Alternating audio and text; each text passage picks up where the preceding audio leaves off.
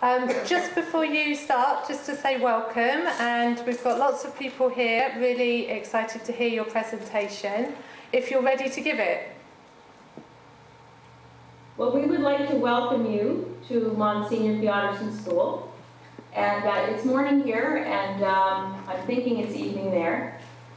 We are a school in Edmonton, Alberta. We have 700 students.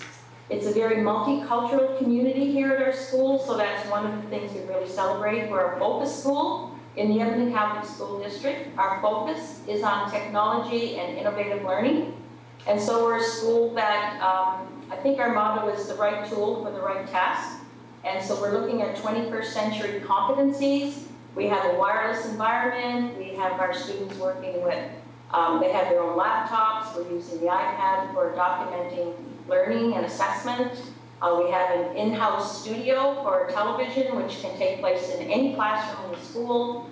We're involved in robotics, and we're very excited about the different kinds of things we're doing here at Monsignor Theodorson. So that just gives you a bit of an overview. We're at pre-kindergarten to grade 9 school, and we're very excited to be part of this initiative today. It's our first time, so we hope we do a good job, and welcome. I'm going to move towards Jennifer, or is it John's? John's next, okay? So we're going to change our seats here. So John is going to share with you one of the special projects that we have here at the school. So John? Awesome.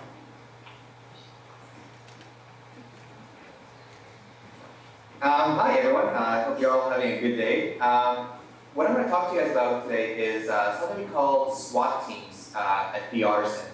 It stands for Students Willing to Assist with Technology, and it's basically a group of students that we've kind of like fostered along the way through the years that have become like exceptional when it comes to technology skills. So basically what ends up happening is every grade level has a few students that when technology issues do arise, and they do in a school this size with this much technology, they're kind of like our first line of defense. So the teacher doesn't have to go too far. They have someone there to help right away. Students, if they have any kind of questions, they're getting their assistance they need from another student. So we're not keeping the information central. And one person has all the information and all the capacity. We're building capacity within our walls. So we're fostering that kind of environment where students can learn from other students, teachers as well can learn from students, and vice versa. And our primary aim now with that kind of program is to build competency within the school and foster it throughout all the years.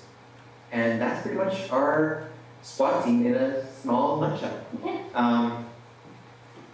We sometimes meet with our SWAT teams as well, like the teachers themselves, who are the specialists when it comes to technology background. And we do almost like a small PD session with these students.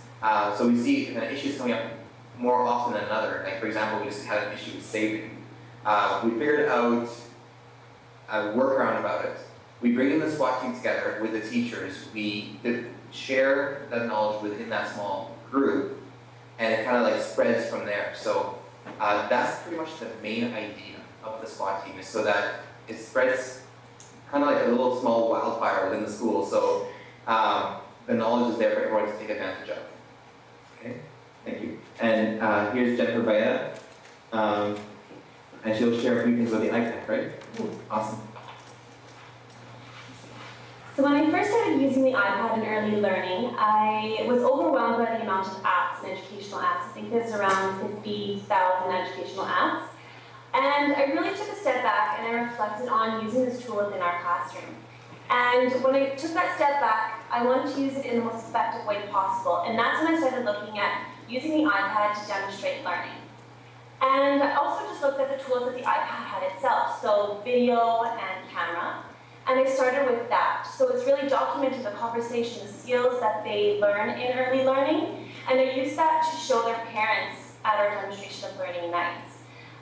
One particular app that I really enjoyed using was the app called Book Creator. And it just gave me that opportunity of including video, my words, the linking to curriculum, some pictures as well, so that when a child brought their parent in for demonstration of learning, they were able to sit down and show the actual conversations, the actual footage of how that child was using their skills in the classroom to demonstrate what they were actually learning. And especially when a child does bring a parent into the classroom, sometimes they don't show exactly what they're learning because it is so conversation-based and so skills-based. So I found that that was the most effective way. The parents responded very well to that, and they appreciated it, just be able to see their child in action and doing the problem-solving 21st century skill. Move to that. Hi, it's Marie again. So just trying to wrap up, I think one of the things we do in our school, as John shared so well about how we build capacity with students, we also build capacity within the staff. So we have a very strong professional development initiative going on in the school where teachers support one another. We call it a practitioner-to-practitioner model. So teachers are there helping each other out. And because we are a focused school in our district on technology and innovative learning, we're always trying to look at how we can kind of live on that future edge. So pushing the boundaries at our curriculum, and we look at creative problem solving and authentic assessment and all of these things that involve technology as a tool to support learning. So for us, it's not about the tool itself. It's always, learning is always central to everything that we do, and then we try to find those tools that will support the learning in the school. I think one of the things we're most excited about this year is that we've taken our in-house studio into each individual classroom. So it's really exciting to see the grade 1s be on Otter TV, and or a grade 6 class or junior high. And I have to say at Monsignor Theoderson School, it's all about the otters. So we have a playful environment in terms of what learning engagement looks like in our school. And Anna, I know when you came here and visited, you could see all the different things that were happening in the school. And we're very excited about what we are doing, and we're very excited to be part of this initiative. As we said, it's kind of a new experience for us, pushing another boundary. And thank you so much for inviting us to be part of it.